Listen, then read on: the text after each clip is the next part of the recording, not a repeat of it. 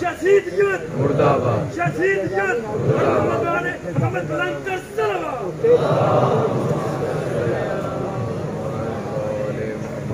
طیبہ طاہرہ سیدہ زہرا عابدہ زاہدہ راضیہ مرضیہ شہزادی کونین مادر حسین بطول عذرا مریم و سارا عظمت بی بی فاطمہ الزہرا سلام اللہ علیہا بلند تر صلوات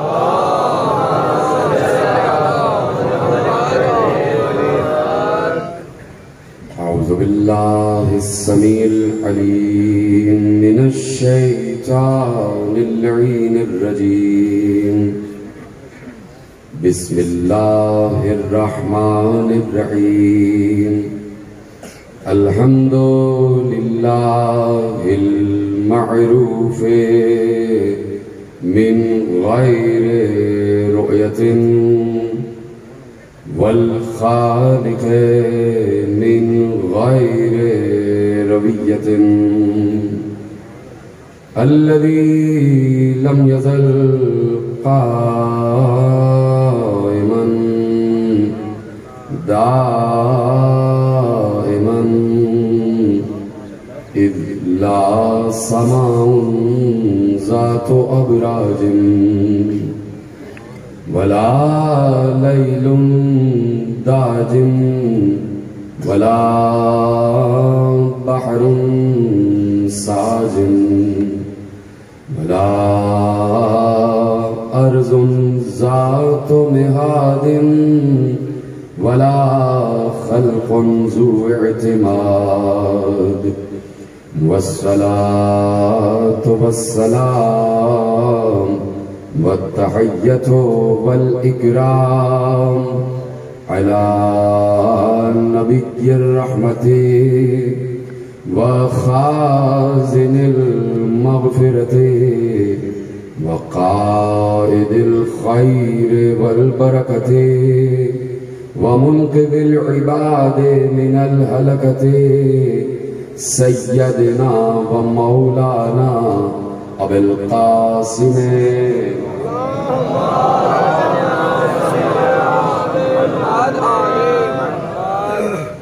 وأهل بيته الطيبين الطاهرين المعصومين المظلومين المنتخبين المنتجبين الذين أذهب الله عنهم الرجس وطهرهم تطهيرا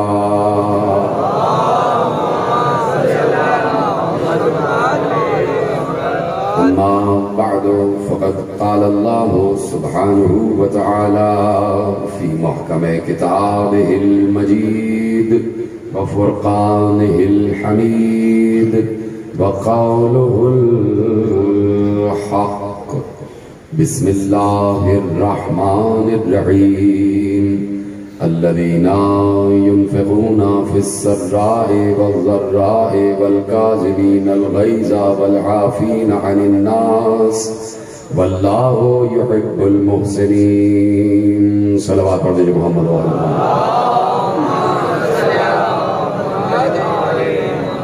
1443 ہجری کے اشرۂ ماہ ازاں کی مرکزی امام بارگاہ دھوبی گھاٹ فیصل آباد میں آپ حضرات آج 5ویں مجلس میں شریک ہیں۔ عنوان گفتگو عظمت و اوصاف امام موسی کاظم علیہ السلام۔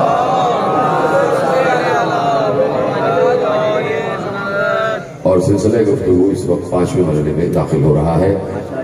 پروردگار عالم نے جیسے کہ میں مسلسل عرض کر رہا ہوں کہ اس کائنات کو کبھی بھی اپنے کسی بھی نمائندے سے خالی نہیں چھوڑا ہے۔ اس کائنات کو خصوصاً اس دنیا کو اپنے کسی بھی نمائندے سے خالی نہ چھوڑنا اس کی مجبوری نہیں بلکہ ہماری مجبوری۔ یہ انسانوں کی فلاح کے لیے، انسانوں کی ہدایت کے لیے ضروری ہے کہ جب سامنے کی بات ہے اور ایک معمولی عقل رکھنے والا انسان بھی یہ بات سمجھ سکتا ہے، اور اگر یہ بات کسی کو سمجھ میں نہیں آ رہی ہے تو اس کا مطلب ہے کہ اس کے پاس معمولی سی بھی عقل نہیں ہے. اور وہ بات یہ ہے کہ سیدھی سی بات ہے، بچہ بھی یہ بات سمجھ لے گا کہ قرآن بھی اس بات کا گواہ ہے، احادیث بھی اس بات کی گواہ ہے کہ جس وقت شیطان نے سجدہ آدم سے انکار کیا، اس نے اللہ سے اپنی تمام مزدوریوں کا، وہ جو مزدوری والی عبادتیں اس نے کی تھیں،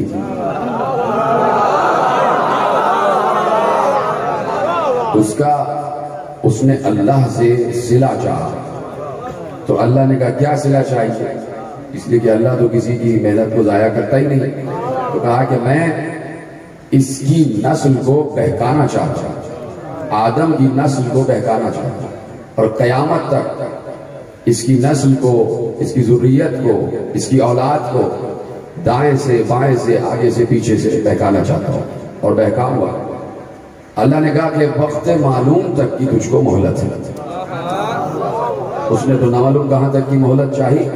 اللہ نے کہا وقت معلوم تک کی مہلت، جس کو جتنا چاہنا بہکانا، چاہے سامنے سے، چاہے پیچھے سے، چاہے آگے سے، چاہے پیچھے سے، کہیں سے بھی چاہنا بہکانا، لیکن تجھے وقت معلوم تک کی مہلت ہے. تو پوچھنا یہ ہے، چاہے کوئی عالم ہو، چاہے کوئی مفتی ہو، چاہے کوئی محقق ہو، ہر پڑھے لکھے سے پوچھنا ہے، اور اس کا جواب سب کے پاس ہے، کیا وقت معلوم آ چکا ہے؟ سب کا جواب ہے نہیں، اب تک وقت معلوم نہیں آیا. پوچھوں گا کہ آپ کو کیسے پتا کہ وقت معلوم نہیں آیا؟ تو جواب آئے گا اس لیے کہ ابھی بھی جھوٹ بولا جا رہا ہے، ابھی بھی چوری کی جا رہی ہے، ابھی بھی ڈاکہ ڈالا جا رہا ہے، ابھی بھی کچھ پاک اور طاہر لوگوں کے خطابات پر قبضہ کیا جا رہا ہے، ابھی بھی سچ پر جھوٹ کا لبادہ چڑھایا جا رہا ہے، ابھی بھی حق کو چھپایا جا رہا ہے. یعنی شیطان ابھی بھی بہکا رہا ہے. اس کا مطلب ہے وقت معلوم ابھی نہیں آیا، گویا شیطان بہکا رہا ہے. اللہ سے اذن لے کے چلا ہے، اللہ نے کہا جتنا چاہتا ہے بہکا لے. تو اب یہ عدل الہی پر حرف آ جائے گا. یہ ہے وہ بات جس کے لیے میں نے زحمت دی ہے. حرف الہی، عدل الہی پر حرف آ جائے گا، عدل الہی پر اعتراض اٹھے گا کہ اگر اللہ یہ انتظام نہ کرے کہ آسمان سے شیطان کی صورت میں ایک بہکانے والا تو ہر دور میں موجود ہو، لیکن آسمان سے رحمان کی صورت میں ایک راہ بتانے والا موجود نہ ہو.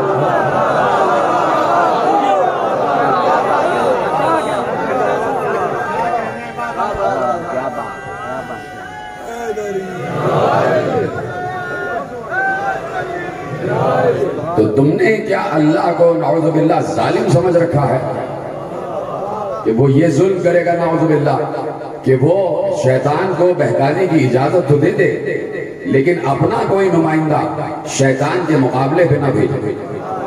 اگر شیطان کے علاوہ شیطان نہ ہوتا اور اللہ جو عام سے انسان ہیں ان کو اجازت دیتے گا کہ تم اپنے آپ کو اپنے درمیان ایک دوسرے کو بہکاتے رہو، تو پھر انسانوں ہی کو اجازت دیتا کہ تم آپس میں ایک دوسرے کو راہ بھی بتاتے رہو.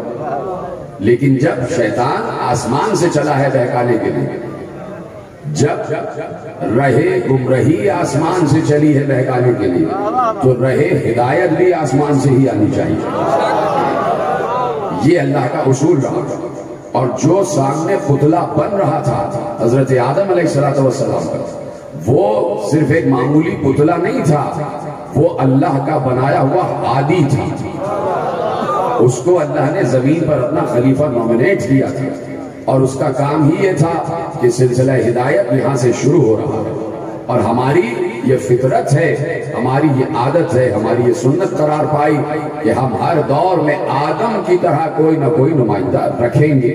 یہ ہے وہ فکر کہ جس فکر کی طرف ہر کلمہ گو کو نگاہ کرنی چاہیے، ہر کلمہ گو کو توجہ کرنی چاہیے کہ سیدھی سی بات یہی ہے کہ جب ہر دور میں شیطان ہے تو ہر دور میں رحمانی نمائندہ بھی ہونا چاہیے، اور رحمانی نمائندہ شیطان سے زیادہ طاقتور ہونا چاہیے. بہکانے والے سے زیادہ طاقتور ہونا چاہیے۔ اب شیطان میں نہ معلوم کیا کیا صفتیں ہوں گی جو بد صفتیں ہیں، ان میں سے ایک صفت یہ ہے کہ شیطان بھی ہر جگہ موجود ہے۔ وہ سمجھ گیا؟ میرا سلام ہے۔ شیطان ہر جگہ موجود ہے، ہر گھر میں موجود ہے، ہر انسان کے ساتھ موجود ہے، ہر وقت بہکاتا ہے، چلتے پھرتے سوتے جاگتے اٹھتے بیٹھتے کھاتے پیتے بہکاتا رہتا ہے، مسجد میں جانے سے روکتا ہے، اچھے کام کرنے سے روکتا ہے، کبھی کوئی اچھے کام کرنے جاتا ہے تو بیچ میں کوئی نہ کوئی راہ ڈال دیتا ہے، کوئی نہ کوئی بادھا ڈال دیتا ہے، بندش کھڑی کر دیتا ہے، یعنی مسلسل وہ ساتھ ہے لیکن نظر نہیں آ رہا، دکھائی نہیں دے رہا۔ یہ کیسے ہو جائے گا کہ شیطان میں تو یہ صفت ہو کہ موجود ہو اور دکھائی نہ دے؟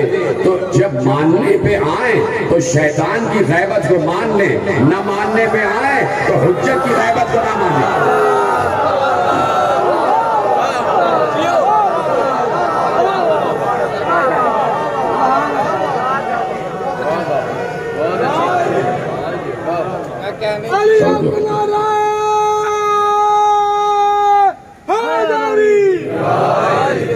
جو ہے نا آپ کی، تو اب دیکھیے یہ پوری دنیا کا کام، یہ پورا کارخانہ قدرت، اس کا چلانے والا اللہ ہے۔ یہی حسین کا پیغام ہے۔ لوگ مجلس اعزا کو اب تک سمجھے نہیں، لوگ ذکر حسین کو اب تک سمجھے نہیں۔ ذکر حسین سبب ہے ذکر توحید کا۔ یہ جو باتیں توحید کی، معرفت کی ہم مجلس میں بیان کرتے ہیں، یہ ہمارے ہر امام نے ہمیں بتایا، یہ ہم اپنے اماموں سے سیکھ کر بتا رہے ہیں۔ ہم پر کوئی وحی نہیں اتر رہی ہے، ہم پر کوئی الہام نہیں ہو رہا ہے، اور ہمیں ان اماموں نے بتایا ہے کہ ہمیں ان اماموں نے بتایا ہے جن اماموں کو اللہ نے بنایا ہے۔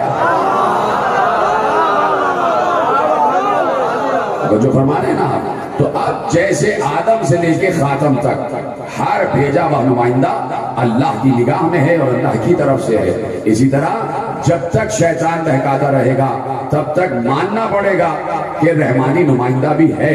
اور اگر کوئی جملہ آپ کے حوالے، اور اگر کسی نے اپنا یہ عقیدہ بنایا ہوا ہے کہ اب پیغمبر کے بعد اللہ کا کوئی نمائندہ نہیں ہے راہ ہدایت دینے کے لیے، اس کا مطلب ہے اسے مسلسل شیطان بہکا رہا ہے۔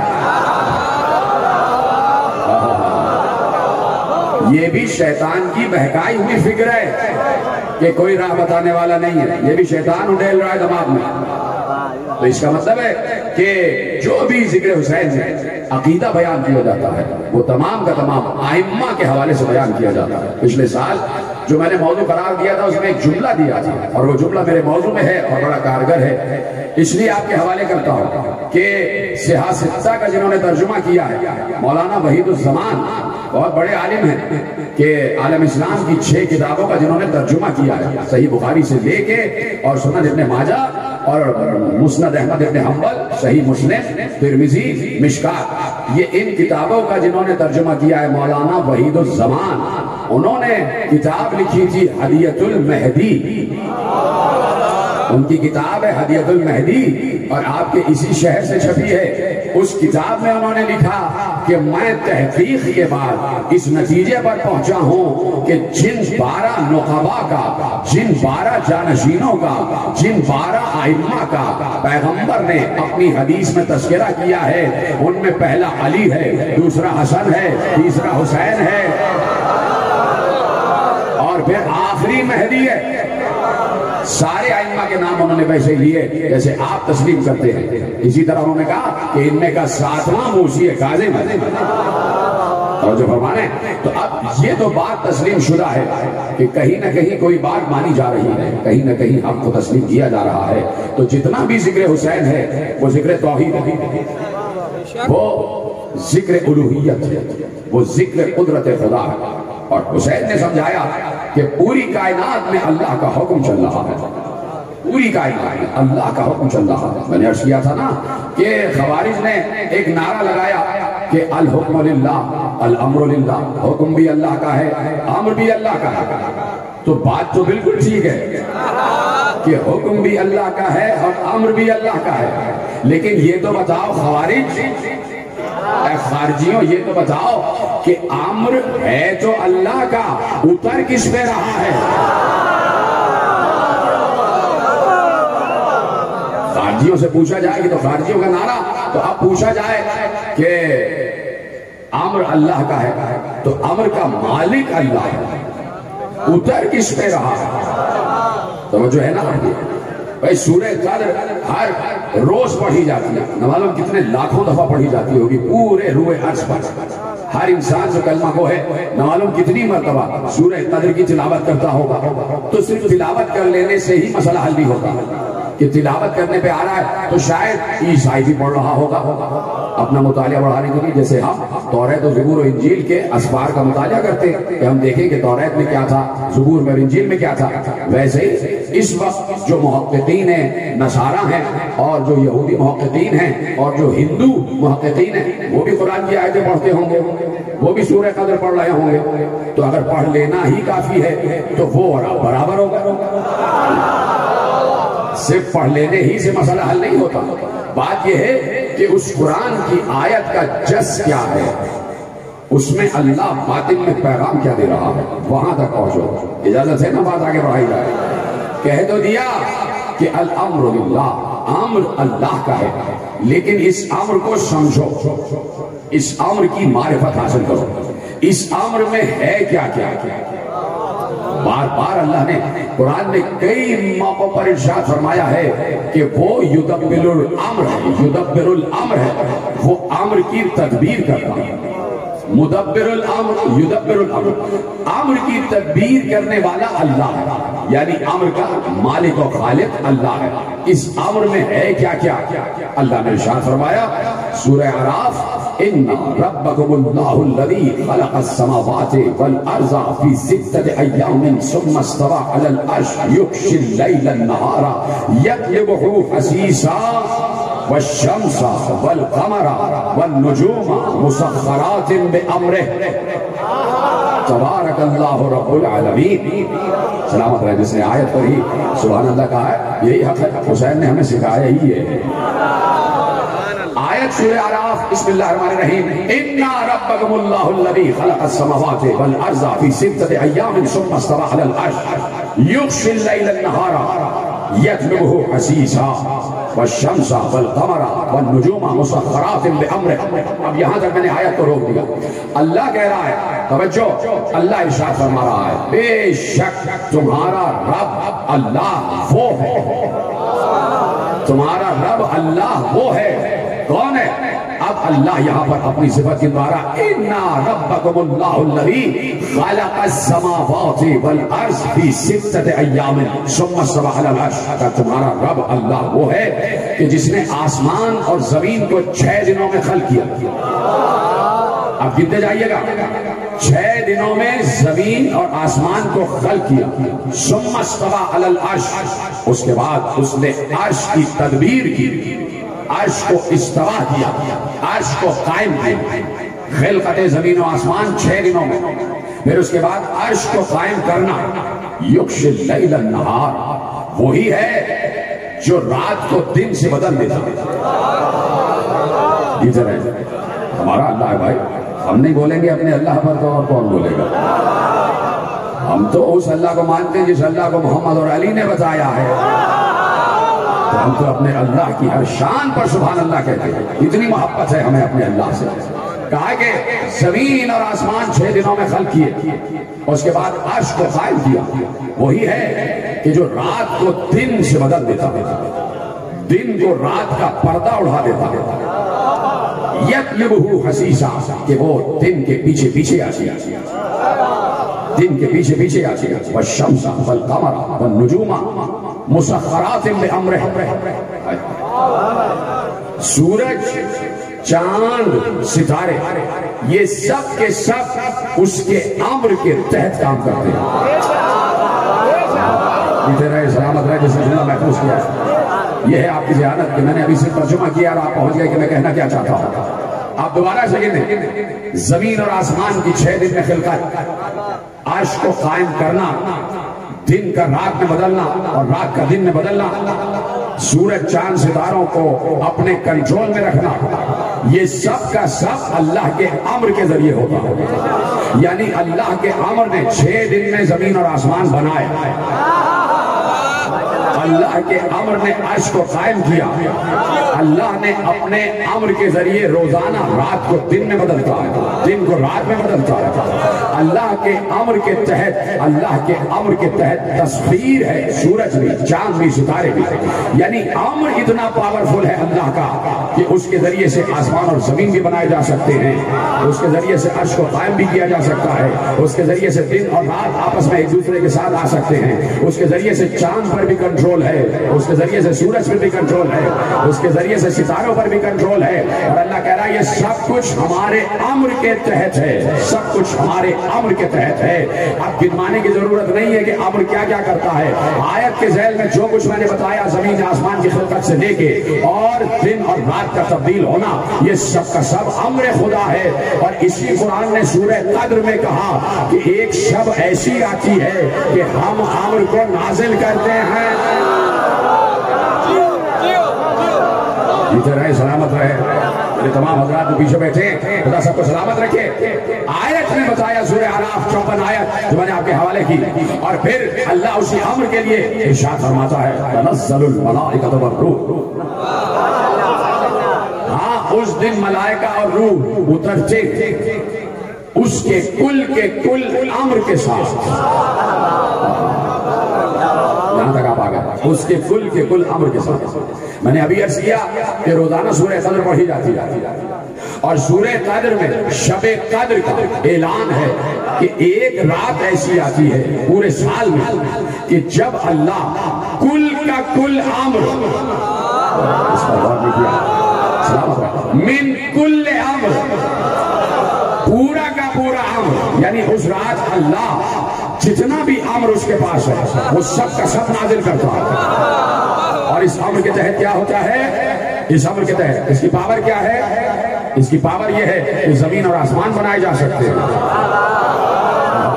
اس کی پاور یہ ہے کہ دن اور رات کو تبدیل کیا جا سکتا ہے، اس کی پاور یہ ہے کہ عرش قائم کیا جا سکتا ہے، اس کی پاور یہ ہے کہ سورج چاند ستاروں پر قبضہ کیا جا سکتا ہے۔ تو امر کا اختیار ہر شب قدر کو اترتا ہے۔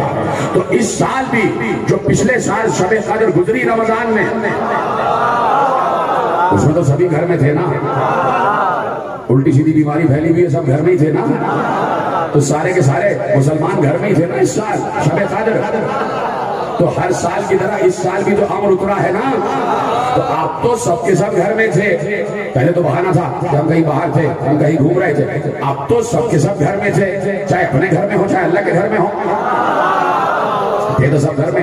تو اب عام مسلمانوں سے نہیں پوچھتا، وہ تو بیچارے بڑے بھولے بھالے ہیں، بات یہ ہے کہ پڑھے لکھے مسلمانوں سے پوچھتا ہوں، آپ بھی تو گھر میں تھے، اس سال بھی شب قدر آئی ہے؟ وہ کہیں گے آئی ہے۔ میں کہوں گا اس سال بھی شب قدر میں امر اترا ہے؟ وہ کہیں گے یہ کیسے ہو سکتا ہے کہ شب قدر آئے اور امر نہ اترے؟ اس لیے کہ آیت قرآنی کبھی جھوٹ نہیں بولتی، اس سال بھی امر اترا ہے۔ تو اب سیدھا سا 14 سال سے سوال ہے، یہ بتا دو کس پر اترا ہے؟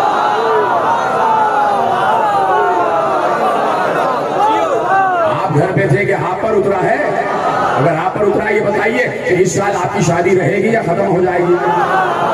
سیدھی سی بات ہے، جب امر اتر رہا ہے تو کوئی نہ کوئی منزل امر بھی ہونی چاہیے، کوئی نہ کوئی مسکن امر بھی ہونا چاہیے، کوئی نہ کوئی مستقر امر بھی ہونا چاہیے۔ تو اب تلاش صرف یہ کرو کہ امر اتر کس پہ رہا ہے۔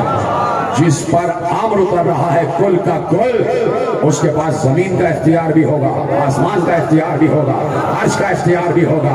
وہی یہ کیفیت بھی رکھتا ہے کہ دن کو رات سے، رات کو دن سے بدل دے۔ وہی سورج پر بھی اختیار رکھتا ہوگا، وہی چاند پر بھی اختیار رکھتا ہوگا، وہی ستاروں پر بھی اختیار رکھتا ہوگا۔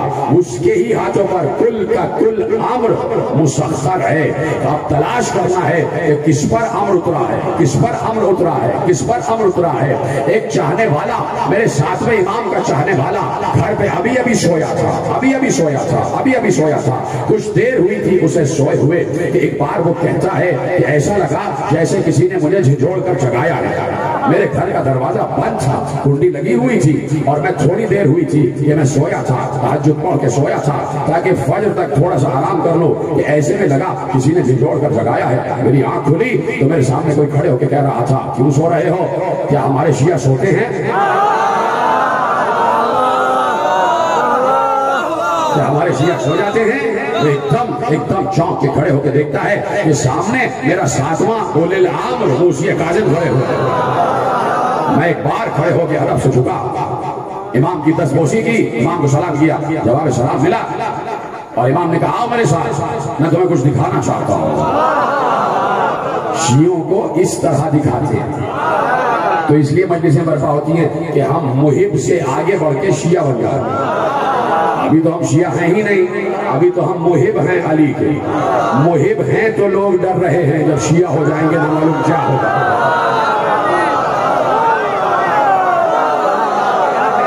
ابھی تو ہم محب علی ہیں۔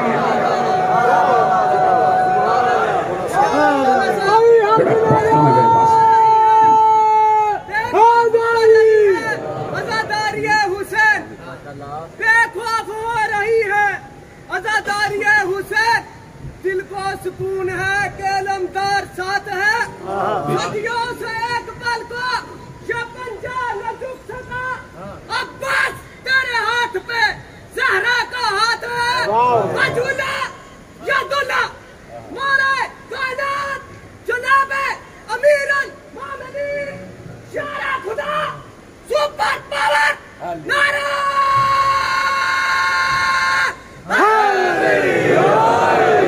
بیٹا سلامت رہو، توجہ فرمائی آپ نے؟ تو کہا کہ اٹھو، ہم تمہیں کچھ دکھانا چاہتے ہیں۔ تو کہتا ہے کہ میں اٹھا، امام کے پیچھے پیچھے چلا، حیران رہ گیا کہ دروازہ کھلا ہوا تھا۔ تو میں اس شیعہ سے یہی کہوں گا کہ آپ کی حیرانی مجھے سمجھ میں نہیں آ رہی۔ یہاں تو آپ کے گھر کا دروازہ خود بخود کھل گیا، علی جب 13 رجب کو آئے تو اللہ کے گھر کی دیوار دروازہ بن گئی، کا دروازہ کھلا ہوا تھا۔ میں باہر نکلا، باہر سواریاں تیار تھیں، ایک ناقے پہ میں بیٹھا، ایک ناقے پہ میرے ساتھ امام موسی کاظم علیہ السلام تشریف فرما ہوئے، اور ایسے میں ابھی ناقے نے ایک قدم بڑھایا تھا کہ ہم ایک مقام پر پہنچے۔ اب جو میں نے غور سے دیکھا، میں نے دیکھا ہم کربلا میں حسین ابن علی کی زری پر موجود تھے، کربلا میں حسین ابن علی کی زری پر موجود تھے۔ کہا میرے مولا وہاں اترے، میں بھی اترا، 24 رکعت نماز پڑھی، 24 رکعت نماز ذریعے حسین پر پڑھی، اور پھر وہاں سے باہر آئے، ناقے پہ بیٹھے۔ ابھی ایک قدم بڑھایا تھا کہ اب جس مقام پر پہنچے، میں نے غور سے دیکھا مسجد کوفہ، مسجد کوفہ، اور ایک بات جیسے ہی مسجد کوفہ میں اترے 17 رکعت نماز مسجد کوفہ میں پڑھی۔ وہاں سے باہر نکلے، سواری پہ بیٹھے، ایک قدم سواری نے آگے بڑھایا، ہم پہنچے اور اس مقام کو نہ پہچانا۔ میں نے کہا مولا یہ کون سا مقام ہے؟ کہا یہاں ابراہیم خلیل اللہ پیدا ہوئے تھے۔ 24 رکعت نماز میرے مولا نے وہاں ادا کی، اور میں نے اپنے مولا کے ساتھ 24 رکعت نماز ادا کی۔ کیا خوش قسمت انسان تھا، روح نماز کے پیچھے نماز پڑھتا تھا۔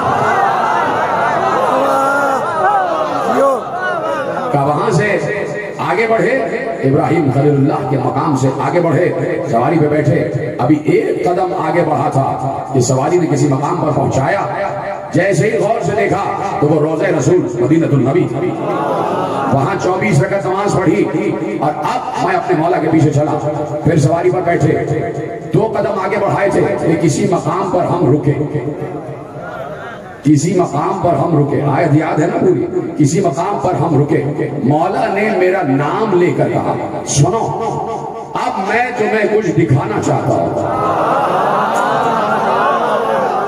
سنو میں تمہیں کچھ دکھانا چاہتا ہوں۔ میں ادباً مستعد ہو گیا، تیار ہو گیا کہ میرے وقت کا اولی الامر کیا دکھاتا ہے۔ ایک بار میرے مولا نے کہا یا لیل ادبر و یا نہار اقبل، اے رات چھپ جا، اے دن ظاہر ہو جا۔ جیتے رہے جو سمجھ گئے تو میرا سلام ہے۔ کیسے سنا ہے آپ نے؟ خدا آپ کو سلامت رکھے۔ یہی ہے نصرت معصوم کا حق، یہی ہے، اور یہی مدح معصوم سننے کا حق ہے جیسے آپ نے سنا۔ میرے مولا نے کہا اے رات چھپ جا، اے دن طلوع ہو جا، کہ میں نے دیکھا اچانک رات ختم ہوئی اور روشن دن شروع ہو گیا. میرا روح کب کب آ رہا تھا کہ میں یہ کیا دیکھ رہا ہوں. کہ ایک بار میرے مولا نے مجھے دیکھا, فوراً کہا اے دن واپس چلا جا, رات دوبارہ شروع ہو جا. میرے مولا دن کو رات میں, رات کو دن میں بدل رہے تھے, اور اللہ کہہ رہا تھا یہی تو اولی الامر کا کمال ہے, کہ یہی تو امر ہے. اور اسی امر کے تحت جب اولی الامر کے پاس یہ امر آتا ہے تو ہم اسے اختیار دیتے ہیں, چاہے جو کرے. اس لیے کہ امر پہنچا ہے, اور جس کے پاس اختیار آ جاتا ہے. یہ بات لوگوں کے سمجھ میں کیوں نہیں آتی بعض اوقات کہ بھائی شہر کا ایک ڈپٹی کمشنر بھی ہوتا ہے, ایک کمشنر بھی ہوتا ہے. ڈپٹی کمشنر کے اپنے اختیارات ہیں, کمشنر کے اپنے اختیارات ہیں. ڈپٹی کمشنر اپنے دائرہ اختیار میں جو چاہے کرے, اسے کمشنر سے پوچھنے کی ضرورت نہیں ہے. جب وہ اپنے دائرہ اختیار سے تجاوز کرنے پہ آئے یا اس سے زیادہ بڑھ کے کسی کام کو اسے انجام دینا ہوگا جو آئین میں اس کے اختیار میں نہیں لکھا, آپ کو کمشنر سے پوچھے گا کہ یہ کروں یا نہیں. تو سمجھ گئے, سلام ہے بھائی. آپ کو پوچھے گا کمشنر سے کہ یہ کام کروں یا نہیں. تو ڈپٹی کے پاس جتنا اختیار ہوتا ہے اسے بار بار اپنے اعلیٰ افسر سے پوچھنے کی ضرورت نہیں ہوتی. اور اگر پوچھ لیا تو اعلیٰ افسر یہی کہے گا کہ بھائی آپ کے پاس اختیار لکھا ہوا ہے, پوچھنے کی ضرورت کیا, کر دیجیے. آپ تو وہی کریں گے جو اختیار کہتا ہے, آپ کو وہی کرنا ہے جو آپ کا اختیار کہہ رہا ہے. تو جتنا اختیار اعلیٰ اتھارٹی کی طرف سے ایک ماتحت کو دیا جاتا ہے, اس ماتحت کو بار بار اعلیٰ اتھارٹی سے پوچھنے کی ضرورت نہیں ہوتی. اپنے دائرہ اختیار میں ہر کام کرتا ہے. اعلیٰ اتھارٹی جسے اللہ کہتے ہیں اس نے کل کا کل اختیار امر میں رکھ دیا. اب جس کے پاس امر چلا جائے اسے امر کے تحت ہر اختیار حاصل کرنے اور استعمال کرنے کی کلی اجازت ہے. اسے بار بار پلٹ کے اللہ سے پوچھنے کی ضرورت نہیں ہے کہ میں یہ کام کروں یا نہ کروں, کروں یا نہ کروں, کروں یا نہ کروں. اس لیے جب بھی کوئی آگے کہتا ہے ہمارے یہاں قحط ہے, بارش نہیں ہو رہی, وہ کہتے بارش ہو جاتی ہے, اللہ سے کہنے کی ضرورت ہی نہیں ہے. کوئی آگے آ کے میرا بیٹا مر گیا ہے, وہ کہتے زندہ ہو جا, اللہ سے پوچھنے کی ضرورت ہی نہیں ہے. اس لیے کہ امر میں زندہ کرنے کا اختیار بھی ہے, امر میں بارش برسانے کا اختیار بھی ہے, پہنچے ہی نہیں. اور ایسے ہی کسی اولی الامر کے پاس کوئی آ کے یہ کہے میرے پاس بیٹا ہی نہیں ہے, تو وہ پوچھ کے تھوڑی سانس دے گا.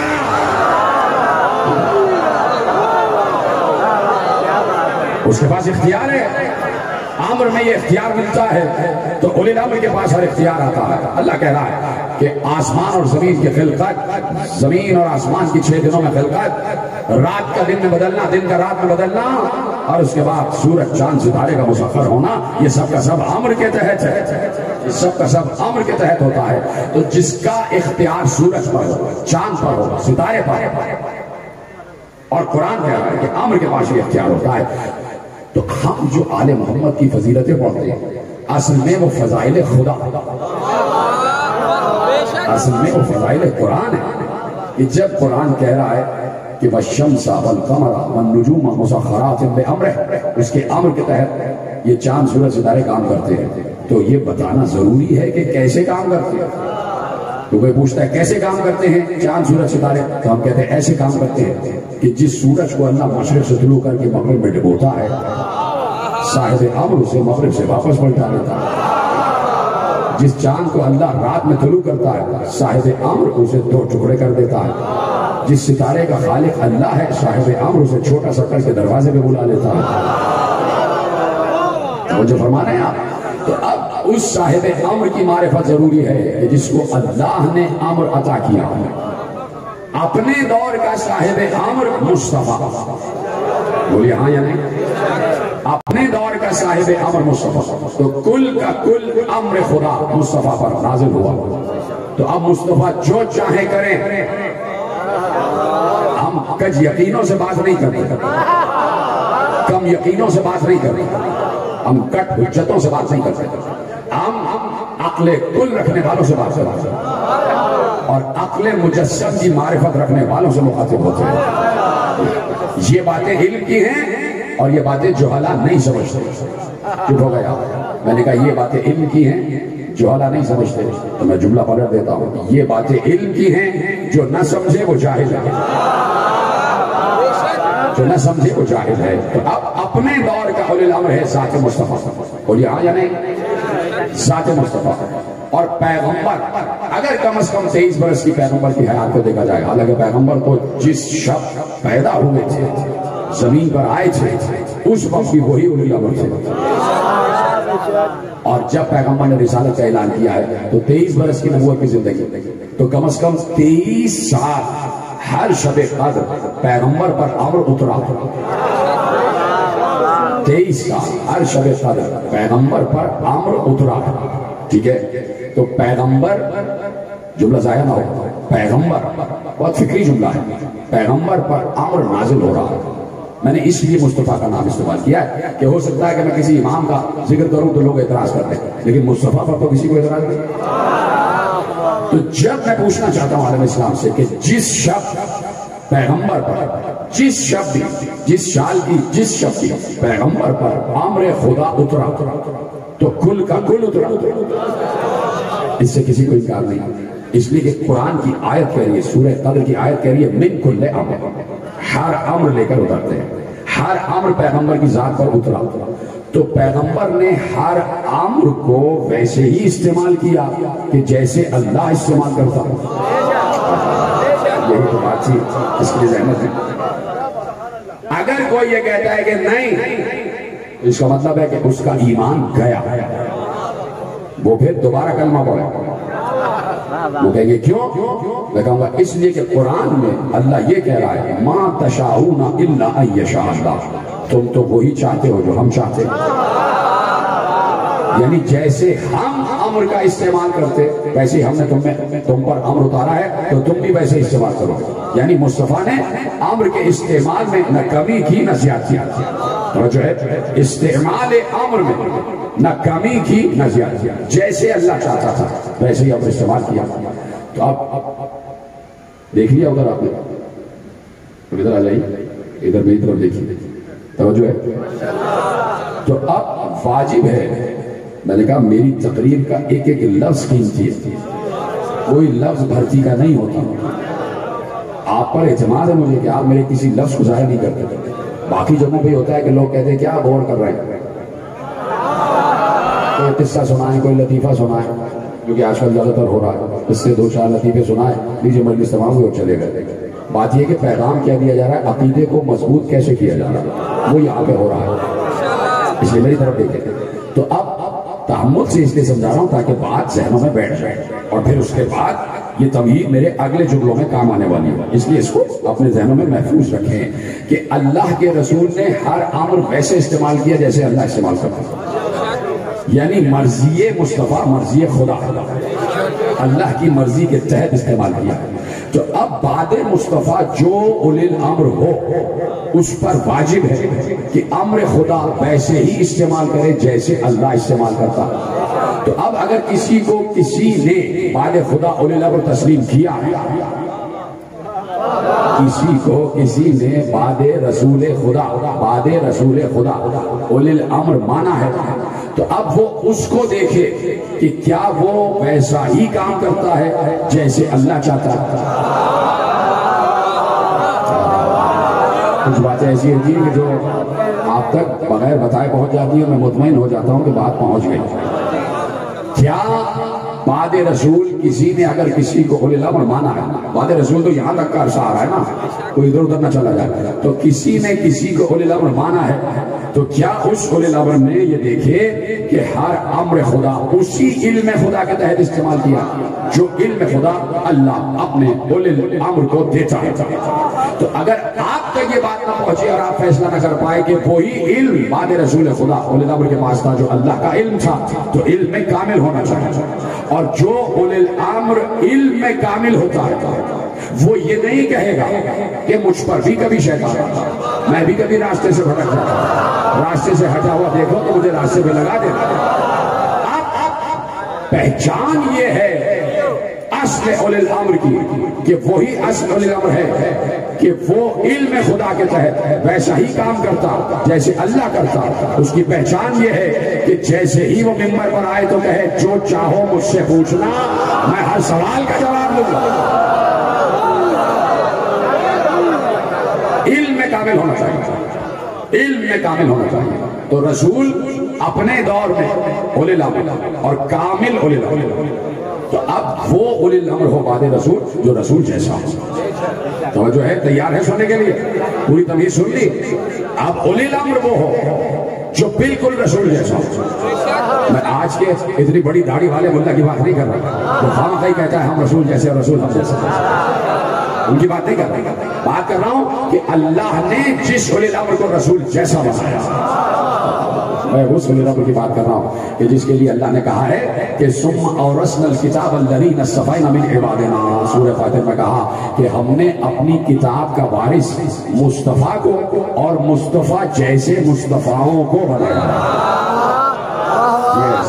یہ ہے فیصلہ، یہ ہے فیصلہ. جیسے آپ نے سنا ہے کہ ہم نے اپنی کتاب کا وارث مصطفیٰ کو اور مصطفیٰ جیسے مصطفیٰوں کو بنایا ہے. ٹھیک ہے؟ تو اب جو بعد مصطفیٰ اولی الامر ہو اس کے لیے ضروری ہے کہ وہ بے عین ہی مصطفیٰ ہو. ٹھیک ہے؟ توجہ فرمائی آپ نے. علی ابن یقین ساتویں امام کے دور کا ایک چاہنے والا، بہت عظیم چاہنے والا، اس نے مولا سے دریافت کروایا کہ حکومت فخر نے مجھے وزارت کی دعوت دی ہے، کیا میں وزیر بن جاؤں؟ کیا میں وزیر بن جاؤں؟ تو آج کے بھی یہ جو منسٹرز بن جاتے ہیں، جو نیشنل اور پروونشل اسمبلی کے ممبرز بن جاتے ہیں، ان کے لیے ایک پیغام ہے. کھڑے تو ہو جاتے ہیں انتخاب میں، اللہ سے بھی اجازت لی ہے. تم کہو گے نہیں جمہور کا جو فیصلہ ہے وہی اللہ کا فیصلہ ہوتا ہے. یہ بھی عجیب فکر بھی ہے کہ جو جمہور کا فیصلہ ہے وہی اللہ کا فیصلہ، جو اکثریت کا فیصلہ ہے وہ اللہ کا فیصلہ. لیجیے صاحب، ایک مشہور مسئلہ ہے کہ گئی بھینس پانی میں. اب اس کا انتظار کرتے رہیے کہ کب باہر نکلے گی. اس لیے یہ مسئلہ مشہور ہے گئی بھینس پانی میں، کہ جب بھینس پانی میں جاتی ہے تو پانی میں ہی رہ جاتی ہے. اب وہ باہر کھڑا انتظار کر رہا ہے کب نکلے گی، اپنی مرضی سے باہر آئے گی. ٹھیک ہے؟ تو کہہ دیا کہ بھئی جمہور کا فیصلہ اللہ کا فیصلہ ہوتا ہے، جو اکثریت کا فیصلہ ہوتا ہے وہی اللہ کا فیصلہ ہوتا ہے. اس لیے ہم تو انتخابات پر یقین رکھتے ہیں. اچھا، آپ انتخابات پر یقین رکھتے ہیں تو اللہ نے ملائے اعلیٰ میں معصوم ملائکہ سے انتخاب کیوں نہیں کروایا کہ مجھے زمین پر خلیفہ بنانا ہے، تم اپنے درمیان میں سے کسی کو چن کر مجھے بتا دو. یہ جمہوریت اگر ہونی تھی تو اسی منزل پر ہو جاتی.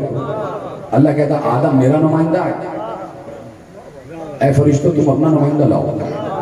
فرشتے اگر اپنا نمائندہ لے آتے اور وہ دور جمہوریت کا دور ہوتا تو آپ کو سلام ہوا.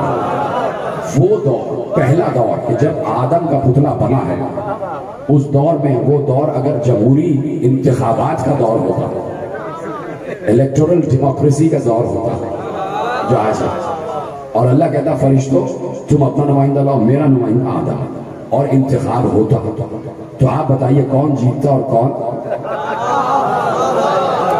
اکثریت میں تو فرشتے تھے.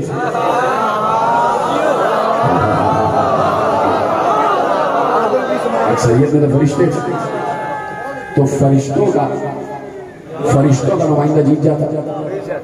اللہ اقلیت ہی وہ اپنا اصل نمائندہ لے کے بیٹھا رہتا ہے. نعوذ باللہ، میں تو باتیں سمجھا رہا ہوں.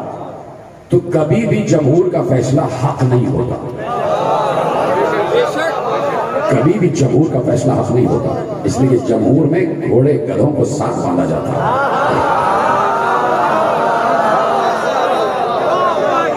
کبھی جمہور کا فیصلہ حق نہیں ہوتا. تو آج بھی میں کہتا ہوں کہ آپ منسٹر تو بن جاتے ہیں، اللہ سے نہیں پوچھا.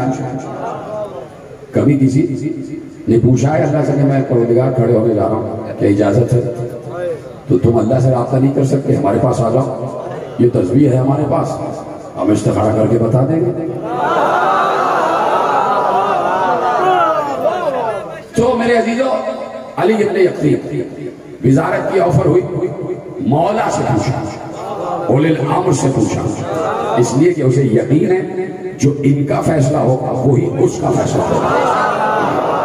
اب سمجھ میں آیا استخارہ کہتے کسے ہیں؟ اس لیے مجلس میں آ جاتے ہیں کہ علم کے نیچے آ کے مرضی عباس پوچھ لیتے رہتے ہیں, زری پکڑ کے مرضی حسین پوچھ لیتے ہیں. توجہ ہے.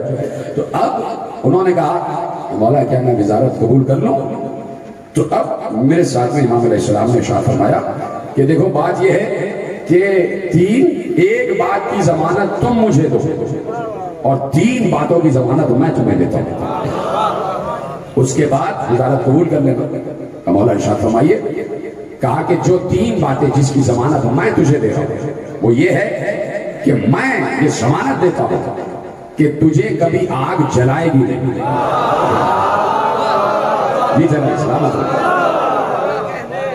اور تو کبھی بھوکا اور بے لباس نہیں سوئے گا, تو کبھی بھوکا اور بے لباس نہیں سوئے گا. اور تیسری ضمانت یہ ہے کہ کوئی بھی تیری کبھی بے عزتی نہیں کر سکتا, کوئی بھی تمہاری تسلیم نہیں کر سکتا. یہ 3 ضمانتیں میں دے رہا ہوں, قبول کر لینا. کہا مولا وہ کون سی ضمانت ہے جو آپ مجھ سے مانگ رہے ہیں؟ کہا تم سے صرف ایک ضمانت مانگ رہا ہوں کہ جب بھی تمہارے دروازے پر میرا کوئی چاہنے والا کوئی مسئلہ لے کر آئے تو خالی ہاتھ نہ بھیجنا. یہ ہے مرضی. اگر آج کوئی منسٹر بن رہا ہے یا کوئی ممبر بن رہا ہے نیشنل اور پروونشل اسمبلی کا, اس پر یہ عہدہ اس وقت حلال ہوگا جب عوام کے مسائل حل ہو رہے ہوں گے. سلامت رہے, جملہ تو آپ تک پہنچ گیا.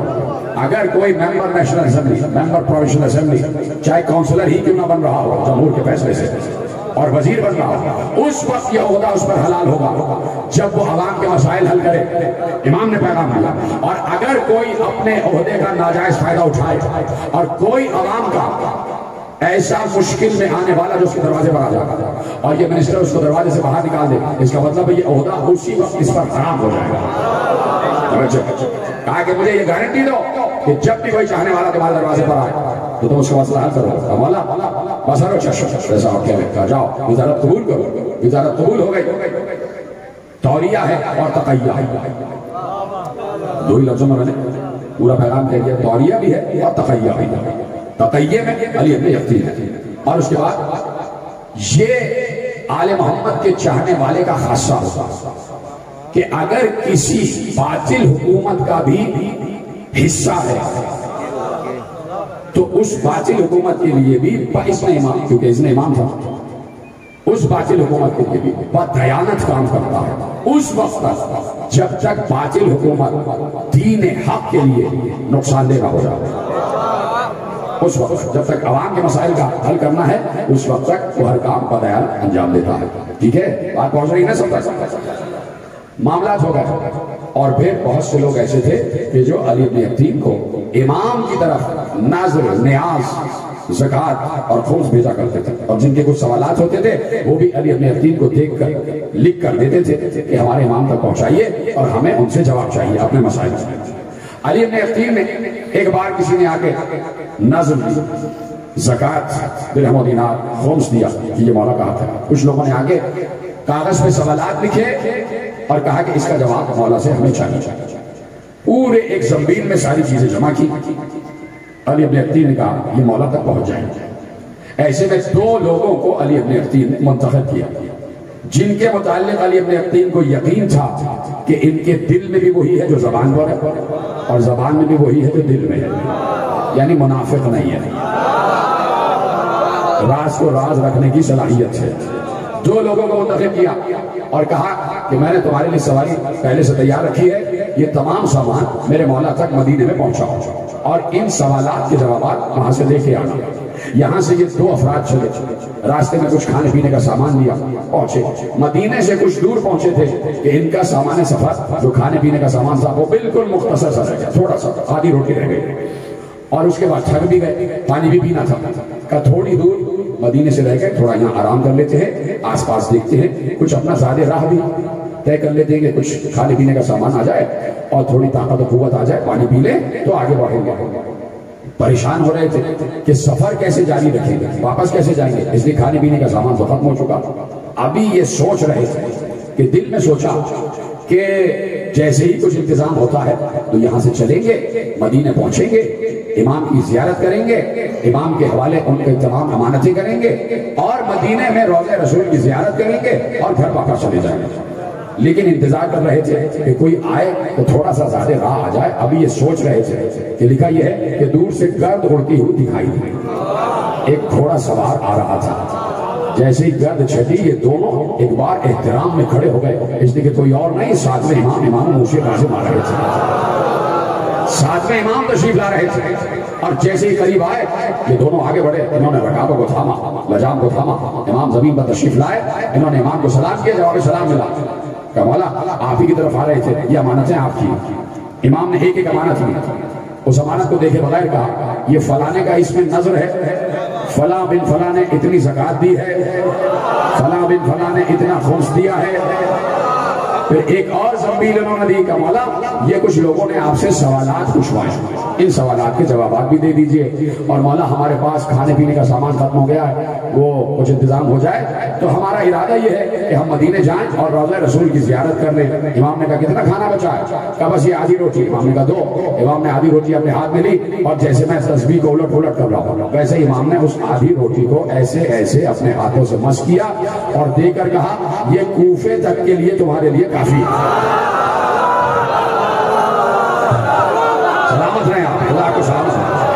باب الحوائج آپ کے حامی و ناصر ہو سکتے، باب الحوائج آپ کی ہر حاجت کو قبول فرمائے۔ جیسے آپ نے سنا امام موسیٰ کاظم کے سائے میں آپ کو دیتا ہوں، آپ کو کوئی بیماری نہیں گھیرے گی، خدا کو سلامت رکھے۔ کہا کہ یہ کوفے تک کے لیے تمہارے لیے کافی ہے، کوفے تک کے لیے تمہارے لیے کافی ہے۔ اور ایک بار کہا وہ سوالات کا مولا یہ سوالات ہیں، اور سوالات بندھے ہوئے تھے، ابھی کھلے نہیں تھے، ان پر مہر لگی ہوئی تھی، سیل تھے، سیل سمجھتے ہیں نا کہ اس کو کھولا نہیں جاتا، سیل لگائی ہی اس لیے جاتی ہے کہ اگر اپنی منزل پر پہنچے اور سیل کھلی ہوئی ہو تو لینے والا سمجھ جائے کہ اس میں خیانت کی گئی ہے۔ سیل تھے، کھولا بھی نہیں گیا تھا۔ امام نے وہ کاغذ جن پہ سوالات لکھے ہوئے تھے ابھی اپنے ہاتھ میں لیے، اور ایک بار راوی کہتا ہے اپنی آستین سے کاغذات نکالے، کہا یہ ان سوالات کے جوابات ہیں،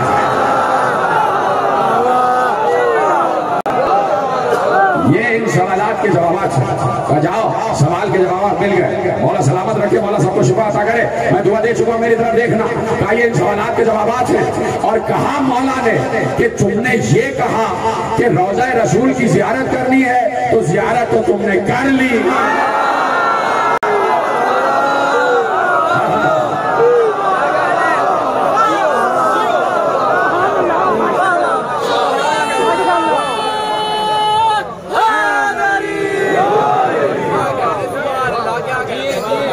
صلوات پڑھے محمد والے تمام مومنین کی شفا اور صحت و سلامتی کے لیے بآواز بلند درود پڑھے محمد والے محمد۔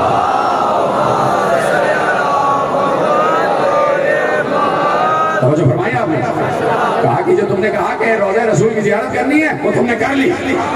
یہ کیسے کہہ دیا امام موسیٰ کاظم نے کہ روضہ رسول کی زیارت کرنی، کیسے کہہ دیا؟ ابھی تو وہ گئے ہی نہیں، تو نہ کہتا میرا مولا موسیٰ کاظم اگر یہ روایت سامنے نہ ہوتی کہ میرے مولا جعفر صادق علیہ السلام 25 یا 26 برس کے ہیں، اپنے گھر کے دروازے پر کھڑے ہوئے ہیں، ہاتھ میں عصا ہے، اور ایسے میں امام ابو حنیفہ آ گئے امام صادق کی زیارت کے لیے، اس لیے کہ شاگرد ہے نا، تو شاگرد استاد کو سلام کرنے آ گیا۔ امام ابو حنیفہ دروازہ جعفر صادق پر آئے سلام کرنے، دیکھا میرا مولا جعفر صادق 26 برس کا ہے، دروازے پر ہی کھڑے ہوئے ہیں اور ہاتھ میں عصا ہے۔ امام ابو حنیفہ نے سلام کیا اور سلام کر کے کہا آپ تو جوان ہیں، آپ کو عصا کی کیا ضرورت ہے؟ جوان کو عصا کے سہارے کی کیا ضرورت ہے؟ آپ تو ابھی صحت مند ہیں، آپ نے عصا کا سہارا کیوں لیا ہوا ہے؟ تو امام صادق نے ارشاد فرمایا کہ میں نے یہ عصا کسی سہارے کے لیے نہیں لیا ہے۔ کہا پھر کیوں ہے ہاتھ میں؟ کہا یہ میرے نانا رسول اللہ کا عصا ہے۔ امام کاظم نے کیا کہا کہ رسول کی زیارت کر لی، یاد ہے؟ اور میں نے کہاں سے جملہ موڑا ہے کہ رسول اپنے دور میں اولی الامر، تو اب وہی اولی الامر ہو جو رسول جیسا ہو۔ پھر میں نے آیت پڑھی، اگر بھول گئے، کہ ہم نے اپنی کتاب کا وارث مصطفیٰ جیسے مصطفیٰوں کو بنایا ہے۔ تین دعووں کی ایک دلیل آپ کے حوالے کرنا ہو اور تینوں کو دلیل کے ساتھ واضح کرتے ہوئے آگے بڑھانا۔ ایک بار امام صادق نے کہا کہ کسی سہارے کے لیے نہیں بلکہ رسول کا عصا ہے، اسے میں نے برکت کے لیے اپنے ہاتھ میں رکھا ہے۔ جیسے ہی یہ عقیدہ امام ابو حنیفہ کا ہے، جیسے ہی انہوں نے یہ سنا کہ صادق کے ہاتھ میں، امام صادق کے ہاتھ میں رسول صادق کا عصا ہے، امام صادق کے ہاتھ میں رسول صادق کا عصا ہے، پیغمبر کا عصا ہے جو پیغمبر کے ہاتھوں میں رہتا تھا، امام ابو حنیفہ جلدی سے آگے بڑھے اور امام صادق سے کہا ذرا عصا سے ہاتھ ہٹائیے، میں اس عصا کو چومنا چاہتا ہوں۔ یہ جملہ محفوظ کرنا تھا آپ کو کہ عصا سے ہاتھ ہٹائیے، میں اس عصا کو چومنا چاہتا ہوں۔ یعنی جو چیز کسی اولی الامر سے منسوب ہو جائے اسے چومنا جائز ہے، بدعت نہیں ہے۔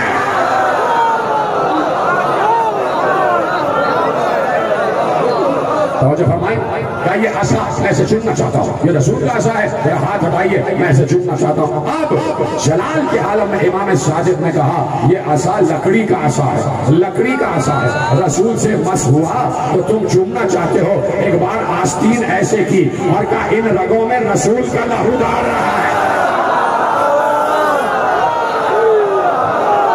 مومنین آخری آدمی تک دونوں ہاتھ اٹھا کے نعرہ تکبیر، نعرہ رسالت، نعرہ حیدری، حیدری، حیدری، حیدری، حیدری، اکبر محمد و اہل بیت محمد۔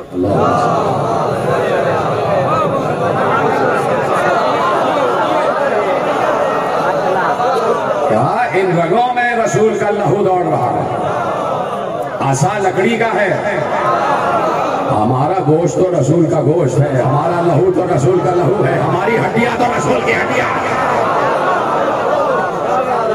یہی تو علی سے کہا تھا رسول نے، لحم کا لحمی یا علی، دم کا دمی یا علی، عزم کا عزمی یا علی، جسم کا جسمی یا علی، عزم کا عزمی یا علی، روح کا روحی یا علی، نور کا نوری یا علی، عقل کا عقلی یا علی، عین کا عینی یا علی، وجہ کا وجہی یا علی، لسان کا لسانی یا علی، انت منی وانا منک یا علی۔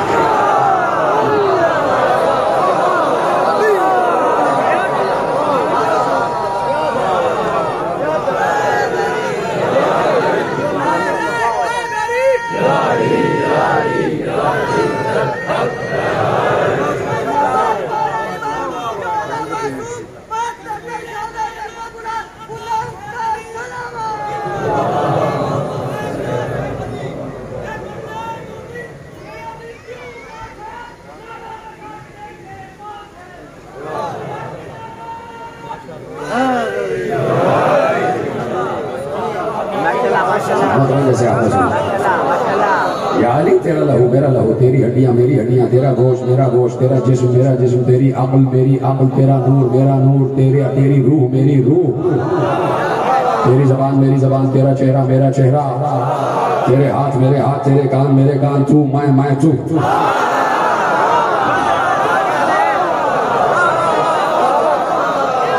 یعنی رسول کی مکمل شبیہ ہے ہر باری سے رسول۔ تو اپنے دور میں موسی کاظم شبیہ مصطفیٰ، شبیہ مصطفیٰ۔ تو اب جس طرح امر کا استعمال اپنے دور میں رسول کرتے تھے ویسے ہی اپنے دور میں ساتواں وارث رسول موسی کاظم نے استعمال کیا، اور جیسے اللہ چاہتا تھا ویسے کیا۔ کوئی مسئلہ نہیں ہے، کوئی مرحلہ نہیں ہے امام کے لیے، حجت کے لیے، معصوم کے لیے، کہ چاہے وہ گھر سے باہر آزاد ہو چاہے وہ قید میں ہے، اس لیے کہ ہر جگہ اولی الامر ہے۔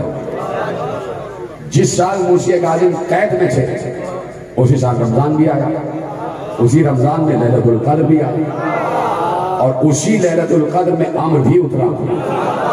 تو امر رک تھوڑی گیا تھا کہ زندان میں تھوڑی جاؤں گا، قید خانے میں امر کیسے جائے گا؟ نہیں، جہاں اولی الامر ہوگا وہی امر خدا جائے گا۔ تو جہاں اولی الامر ہے وہی امر خدا ہے۔ تو اگر آج کا اولی الامر رمضان میں 19 کو 21 کو یا 23 کو کسی مجلس میں آ جائے تو امر خدا مجلس ہی میں اترے گا۔ جہاں پر اولی الامر ہوگا وہی امر خدا کا نزول ہوگا، اور کل کا کل امر خدا ہوتا ہے۔ اس لیے کہ میں مسلسل عرض کر رہا ہوں کہ اللہ نے اپنے اور بندوں کے درمیان ایک رابطہ، ایک وسیلہ، ایک واسطہ قرار دیا، اور پھر اللہ اس بندے سے جو اس کا رابطہ، واسطہ اور وسیلہ حجت ہے، اس سے براہ راست بات کرتا ہے، اس پر امر کرتا ہے ملائکہ کے ذریعے، روح کے ذریعے، جس کے ذریعے بھی، اور اس کو بتایا جاتا ہے کیسے زندگی گزارنا ہے۔ سن 60 ہجری کے رمضان میں شب قدر میں عمرو حسین پر اترا،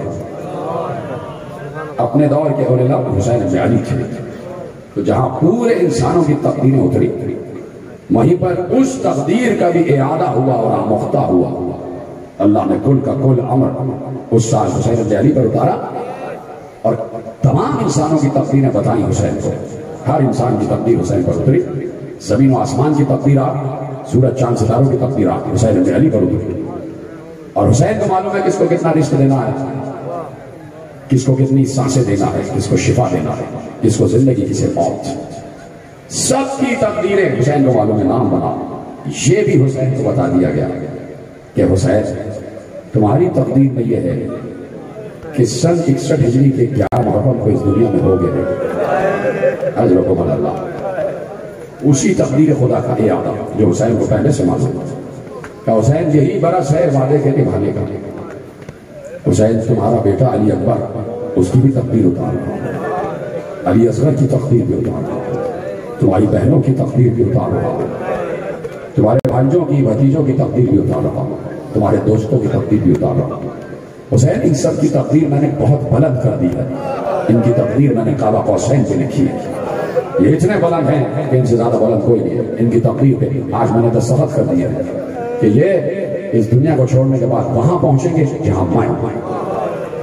حسین تقدیر علی اکبر یہ ہے کہ جگر میں برچی کا پھل لگے گا، تقدیر علی اصغر یہ ہے کہ تیر گردن سے پار ہو جائے گا، تقدیر قاسم یہ ہے کہ لاش پامال ہو جائے گی، تقدیر عمر محمد یہ ہے کہ دونوں کے لاشیں ماں کے سامنے پڑے ہوئے ہوں گے، بہنوں کی تقدیر یہ ہے کہ تمہارے ذبح ہوتے ہی سروں سے چادریں اتر جائیں گے، عباس کی تقدیر یہ ہے کہ بازو پھٹ جائیں گے۔ کہ حسین تقدیر یہی پر ختم نہیں ہوگی، مسلم کے 2 بچوں کی تقدیر بھی عجیب ہے کہ یہ 2 بچے بھی کربلا کے شہیدوں میں شمار کرتا ہوں، یہیں سے کربلا کے درد کا آغاز ہو جائے گا۔ اجرکم اللہ، جب بات آ گئی تو گریہ آپ کا واجب ہو جاتا ہے۔ معلوم ہے نا آج 2 چھوٹے چھوٹے تابوت برآمد ہوں گے، تابوت برآمد ہوں گے، یہ 2 ایسے بچے ہیں مسلمانوں، کلمہ پڑھنے والوں، رسول کا کلمہ پڑھنے والوں، یہ 2 ایسے بچے تھے جو اپنی ماں سے بھی بچھڑ گئے، اپنے باپ سے بھی بچھڑ گئے۔ ماں نے باپ کے حوالے کیا تھا، باپ مسلم جیسا سفیر حسین مسلمانوں کے شہر کوفے میں آیا تھا، انہی مسلمانوں نے خیال ہی نہیں کیا کہ یہ نبی کے نواسے کا نمائندہ ہے، نبی کے نواسے کا سفیر ہے، چلو سفیر سے تمہیں کوئی مسئلہ تھا، بچوں پر تو رحم کر لیتے، بچوں پر تو رحم کرتے۔ کیا گزر رہی ہے مسلم پر کہ چاروں طرف سے مسلم کو گھیرا جا رہا ہے۔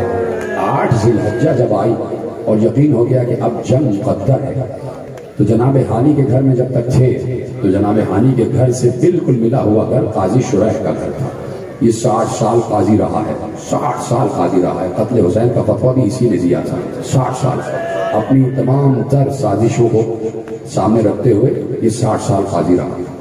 کسی دور میں اسے قاضی کوفے کا بنایا گیا، علی کا جب دور خلافت آیا تو علی نے چاہا کہ اسے ہٹائیں، لیکن اس نے اتنے پنجے مضبوط کر لیے تھے کہ کوفے میں ایک سازش برپا ہو جاتی اور بڑی عجیب کیفیت ہو جاتی، تو علی نے برقرار رکھا، 60 سال قاضی شریح رہا۔ ہانی کے گھر کے بالکل برابر میں گھر، ہانی کے ایک دوست نے کہا، جناب مسلم سے کہا کہ بچے بھی آپ کے ساتھ ہیں، کل صبح جنگ مقدر ہو چکی ہے، میں بات کرتا ہوں قاضی شریح سے، بچوں کو کچھ دن کے لیے اس کے پاس امانتاً رکھ دیتا ہوں۔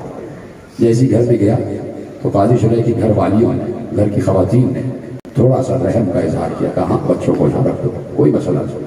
دوسرے دن مسلم جنگ میں شہید ہو گئے، مسلم کی شہادت ہو گئی۔ مسلم نے بس ذبح ہونے سے پہلے یہی کہا کوفے والوں سے، کوفے والوں کل عید مناؤ گے، 9 ذی الحجہ کہا کوفے والوں کل عید مناؤ گے؟ میں دیکھ رہا ہوں قربانی کے جانور لینے کے لیے نکلے ہوئے ہو، ساتھ میں تمہارے چھوٹے چھوٹے بچے بھی ہیں، بس تم سے حسین کا سفیر یہ چاہتا ہے کہ میرے ساتھ بھی 2 بچے آئے تھے، ان کا خیال رکھنا، اور اگر مل جائے تمہیں کہیں تمہارے ہاتھ لگ جائے تو ان پر ظلم نہ کرنا، انہیں مدینے کی راہ دکھا دینا، مدینے کی راہ دکھانا۔ مسلم جنگ کر رہے ہیں، بچوں کو خبر ہی نہیں کہ باہر بابا کا کیا حال ہو رہا ہے، یہ جملہ رونے کے لیے کافی تھا۔ بچے ایک کمرے میں رکھ دیے گئے ہیں چھپا کر، اس لیے کہ ان کو بھی خطرہ ہے کہ اگر حاکم کو پتہ چل گیا تو حاکم ہمیں ہی خطر نہ کر دے، بچوں کو چھپا دیا گیا، باہر کی خبر بچوں کو ہے ہی نہیں کہ بابا کے ساتھ کیا ہو رہا ہے۔ مسلم کا سر کٹ کے دارالعمارہ سے نیچے گرا، بچوں کو خبر ہی نہیں کہ بابا کا سر کٹ گیا۔ مسلم کی لاش کو کوفے کی گلیوں میں گھسیٹا جا رہا تھا، بچوں کو خبر ہی نہیں کہ بابا کی لاش کے ساتھ کیا ہو رہا ہے۔ لاش پر بچے ہنس ہنس کر کھلکھلا کر ٹہٹہے لگا کر تالیاں مار کے سیٹیاں مار کے لاش پر پتھر مار رہے تھے۔ بچوں کے ہنسنے کی آواز 2 بچوں تک تو آ رہی تھی، لیکن ان مسلم کے بچوں کو یہ پتہ ہی نہیں تھا کہ کوفے کے بچے کس پر ہنس رہے ہیں۔ حضرت اللہ انہیں پتہ ہی نہیں کہ ہمارے بابا کے جسم پر پتھر مارے جا رہے ہیں۔ مسلم کی لاش کوفے کے دروازے سے لٹکا دی گئی، بچوں کو خبر نہیں کہ بابا کی لاش کوفے کے دروازے سے لٹکا دی گئی ہے۔ قافلہ 12-13 محرم کو لٹا ہوا قافلہ، زین العابدین ہاتھوں میں ہتھکڑیاں، پاؤں میں بیڑیاں، گلے میں توقع خاردار، اور ساتھ میں انہی بچوں کی پھوپھیاں جن کے سروں پر ردائیں نہیں تھی۔ وہی قافلہ لٹا ہوا 13 محرم کو کوفے میں آ بھی گیا، دربار کوفہ میں خطبہ دے بھی دیا، بچوں کو خبر ہی نہیں کہ ہماری ماں بھی لٹے ہوئے قافلے کے ساتھ آئی ہے۔ بچے سراسیمہ سہمے ہوئے بار بار پوچھتے ہیں ہمارے بابا کب آئیں گے، ہمارے بابا کب آئیں گے، ہمارے بابا کب آئیں گے۔ بتایا نہیں گیا بچوں کو کہ تمہارے بابا شہید ہو گئے، کہ ابھی آ جاتے ہیں، ابھی آ جاتے ہیں، کھانا کھا لو۔ کافی دن گزر گئے، بچوں نے ایک دن طے کیا کہ آج کھانا نہیں کھائیں گے جب تک ہمیں بتایا نہ جائے کہ ہمارے بابا کہاں ہیں۔ بچوں نے کھانا کھانے سے انکار کیا، قاضی شرح کو بلایا گیا، کہا کہ اچھا میں وعدہ کرتا ہوں کہ صبح تک تمہارے بابا کی خبر لا کے دوں گا، کھانا کھا لو۔ کھانا بچوں نے کھا لیا۔ یہ پورا مہینہ گزر چکا بچوں کو اسی جگہ۔ آخر ابن زیاد نے اعلان کیا کہ میں نے سنا ہے کہ مسلم کے 2 بچے بھی ساتھ تھے، وہ بچے کہاں ہیں؟ مجھے وہ بچے اپنے پاس چاہیے، اور میں اس دربار میں اعلان کرتا ہوں جہاں بھی مجھے پتا چلا کہ وہ بچے کسی کے پاس ہیں، مجھے معلوم ہوا تو میں اس شخص کو قتل کر دوں گا اور اس کے گھر میں آگ لگا دوں گا۔ قاضی شرح کو معلوم ہوا، لرزنے لگا، اس نے کہا کہ میرا گھر بھی جل جائے گا، مجھے قتل کر دیا جائے گا۔ بچوں کے پاس آیا، کہا کہ بچوں میری جان خطرے میں ہے، تو تم چاہتے ہو کہ تمہیں تمہارے گھر بھیجا جائے تمہارے ماں باپ کے پاس؟ کہا کیا ہی اچھا ہے کہ بھیج دو۔ کہا رات آئے گی تمہیں ایک راہ لے جائے گا، کوفے کی سرحد پر قافلے جا رہے ہیں، ان قافلوں میں سے ایک قافلہ نجف کو جا رہا ہے، تو تم اس قافلے کے ساتھ شامل ہو جاؤ اور چلے جانے۔ بچوں کو تھوڑا سا زیادہ راہ دیا، بچوں کو رات کو چھوڑ دیا، کہا اس سے آگے ہم نہیں جا سکتے اس لیے کہ پہرا ہے، یہاں سے دیکھو سیدھا راستہ جا رہا ہے اور جہاں اس راستے کا آخر ہوگا وہیں وہ قافلے کھڑے ہوں گے۔ بچے آہستہ آہستہ چلے، 8 اور 9 برس کا سن ہے بچوں کا، آہستہ آہستہ، خوب اندھیرا ہے، جنگل سے ہوتے ہوئے جا رہے تھے، سراسیمہ سہمے ہوئے، ڈرتے ہوئے، بچتے ہوئے، خوف کھاتے ہوئے، آہستہ آہستہ، چھوٹے چھوٹے بچے تھے۔ جب پہنچے تو دیکھا وہ قافلہ جا چکا تھا، دور سے دیکھا کہ شاید قافلہ نظر آ جائے، پیچھے پیچھے چلتے رہے، لیکن پوری رات گھومتے رہے، قافلہ ان سے نہ مل سکا۔ صبح ہوئی تو دیکھا کوفے ہی میں ہیں، کہیں چھپ کے بیٹھ گئے۔ ایک بار حسین ابن نمیر کا لشکر آ رہا تھا، اس نے دیکھا وہ دور 2 بچے بیٹھے ہوئے ہیں، پوچھا تم کون ہو؟ بچے ہیں آل محمد کے گھرانے کے، ان کو کیا پتا کہ سیاست کیا ہوتی ہے، ماحول کیا ہوتا ہے۔ کہ یہ بتاؤ کہ اگر ہم تمہیں بتا دیں تو تم ہمیں مارو گے؟ تم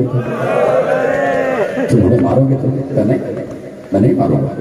کہ ہم مسلم ابن عقیل کے بچے ہیں، اپنے بابا سے بچھڑ گئے۔ حسین ابن امیر بدعون نے کہا اچھا ہماری تو تلاش نہیں۔ بچوں کو لیا، دربار میں آ گیا، کہا یہ مسلم کے بچے ہیں، کہا قید کر دو انہیں، مشہور زندان میں، مشہور کی زندان میں قید کر دو. بچے قید رہے 6-7 مہینے وہی قید رہے. روز یاد کرتے تھے، روز یاد کرتے تھے، نہ معلوم اماں کہاں ہوں گے، نہ معلوم بابا کہاں ہوں گے. دونوں بھائی ایک دوسرے سے گلے ملتے تھے. بھیا آج اماں بہت یاد آ رہی ہے، بھیا آج بابا بہت یاد آ رہے ہیں. ایک دن ایسا ہوا کہ چھوٹے نے کہا بھیا یہ جو مشہور زندان بان ہے اس سے کم از کم بتائیں تو کہ ہم ہیں کون، شاید اس کے دل میں رحم آ جائے. بھیا آج اماں بہت یاد آ رہی ہیں، دل چاہ رہا ہے کہ اماں کی گود میں سر رکھ کے سو جاؤں، بابا کے قدموں کو چھونا چاہ رہا ہوں، اپنے گھر پہ سونا چاہ رہا ہوں، کب تک ایسے ہی رہے گی. بڑے بھائی نے کہا کہ کیسے بتا دوں، تمہیں تو پتا ہے جب بھی ہم بتاتے ہیں کہ ہم کون ہیں کبھی ہمیں دائیں رخسار پر تماچا لگتا ہے، کبھی بائیں رخسار پر تماچا لگتا ہے. چھوٹا بہت ضد کرنے لگا، بہت زیادہ رو رہا تھا، ابراہیم بہت زیادہ رو رہے تھے. کہا بھیا محمد بتا دو، شاید رحم آ جائے. بار بار بڑا بھائی کہہ رہا تھا کہ نہیں بتا سکتے، ہم پر بہت تشدد ہوگا. جب چھوٹے بھائی کی ضد بہت بڑھ گئی اور رو رہا تھا چیخ مار مار کے، ایسے میں مشکور آ گیا. بڑے نے کہا اچھا تم چپ ہو جاؤ میں بات کرتا ہوں. چھوٹے بچے سوچو، چھوٹے بچے کیسے معاملہ فہمی کرتے ہو. جیسے زندان بان آیا بڑا بھائی آگے بڑھا، کہا کہ تجھ سے کچھ کہنا چاہتے ہیں. کہا کہو کیا کہنا چاہتے ہو. کہا تو رسول خدا کو جانتا، ان کو مانتا؟ مانتا ہوں، کیوں نہیں مانتا، وہ نبی آخر کلمے میں ان کا نام ہے. کہا کہ ان کی ایک بیٹی ہے فاطمہ زہرا، کیا ان کو مانتا؟ کہا کیوں نہیں، میری جان ان پر قربان. ان کے دل میں تھوڑی سی ہمت آئی. کہا کہ کیا تو علی ابن ابی طالب کو مانتا ہے؟ کہا وہ میرے مولا ہیں. کہا علی ابن ابی طالب کے بیٹے حسین کو مانتا ہے اور جانتا ہے؟ کہا وہ میرے آقا ہیں. اور کیا حسین کے سفیر مسلم کو جانتا ہے؟ کہا جانتا ہوں، کیوں نہیں جانتا، افسوس ہے کہ ان کی نصرت نہ کر سکا. جیسے یہ لفظ سنا دونوں بھائی چیخ مار کے کہتے ہیں اسی مسلم کے بچے، اسی مسلم کے بچے تیرے قید خانے میں 6 مہینے سے قید. جیسے ہی مشہور نے سنا سر سے امامہ پھینک کے بچوں کے قدموں پہ گر گئے.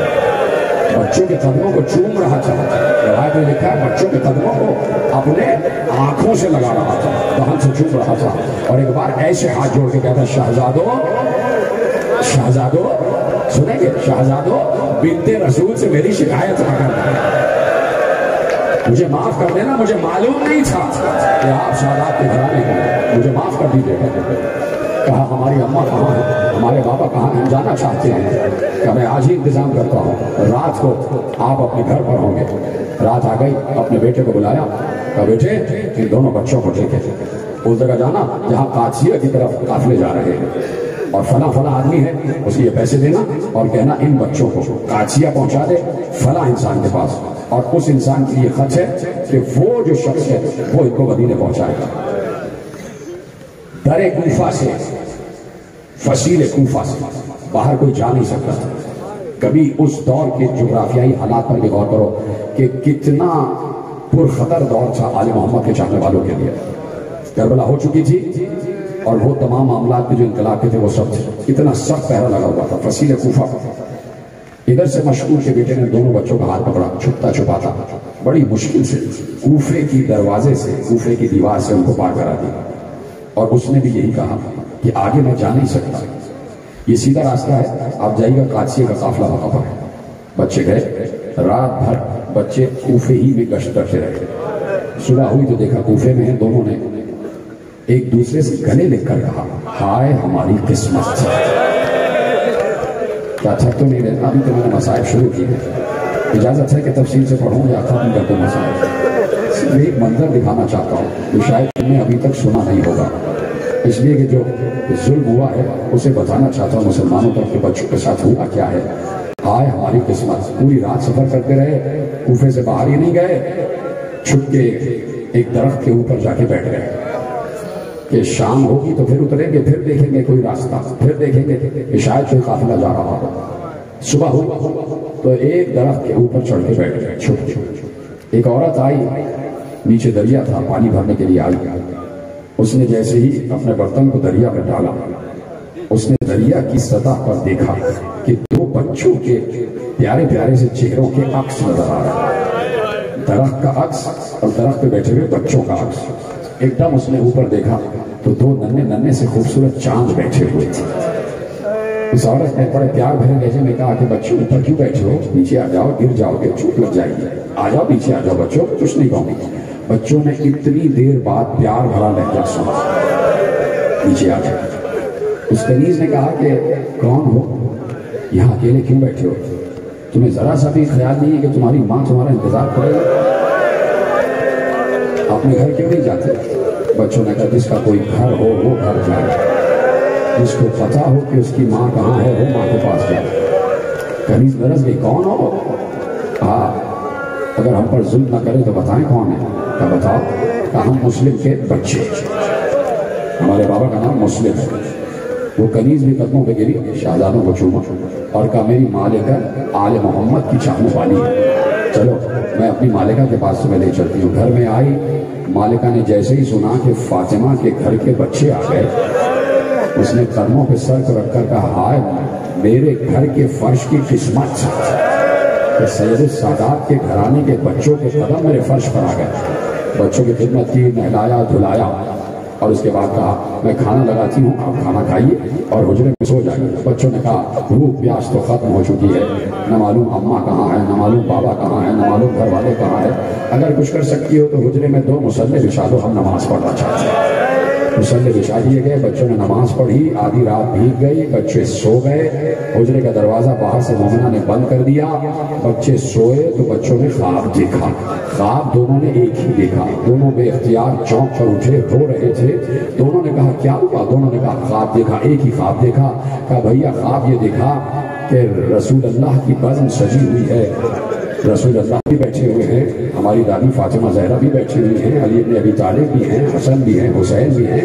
ایسے میں رسول اللہ نے کہا مسلم نظر نہیں آ رہے، میرے بیٹے حسین کا سفیر مسلم نظر نہیں آ رہا۔ تو فوراً ہمارے بابا مسلم بھی اس بزم میں آ گئے، رسول اللہ کو سلام کیا، رسول اللہ نے جواب سلام دیا تو فوراً رسول اللہ نے ہمارے بابا مسلم سے پوچھا مسلم تمہارے 2 بچے کہاں ہیں، تمہارے 2 بچے کہاں ہیں؟ تو بابا نے رسول اللہ سے کہا کہ رسول اللہ بس تھوڑی دیر میں وہ بھی آنے والے ہیں، تھوڑی کیا سن رہے ہیں آپ کی آواز بدل ہو رہا ہے، تھوڑی دیر میں وہ بھی آنے والے ہیں۔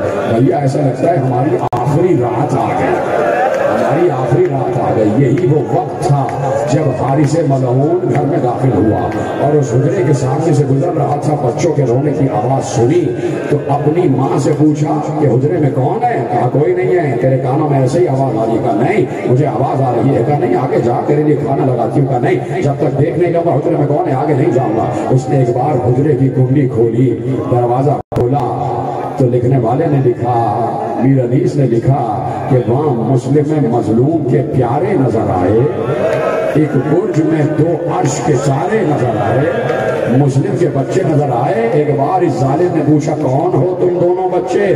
بے اختیار کہا مسلم کے بچے ہیں۔